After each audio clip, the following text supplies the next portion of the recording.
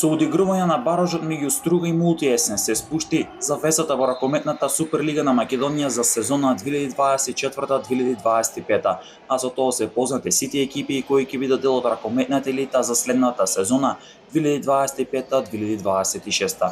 И во новата сезона 12 екипи ќе се надпреваруваат, а тоа ќе бидат шампионот Eurofarm Пелистер, кој ја брани титулата откако битолскиот тим веќе направи хет-трик со освојување на 3 титули во низа, потоа Вардар кој освојувач на Купот на Македонија, Алкалоид кој има европска титула од оваа сезона, Охрид кој обезбеди излез во Европа.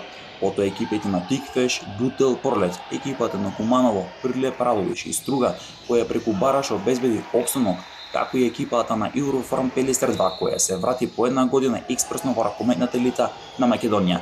И во новата сезона останува истиот концепт на надпреварување. Првите 6 одат во плейофот каде ќе се разигрува за титула и излез во Европа, а пак вторите 6 во плейофот ќе разигруваат за опстанок.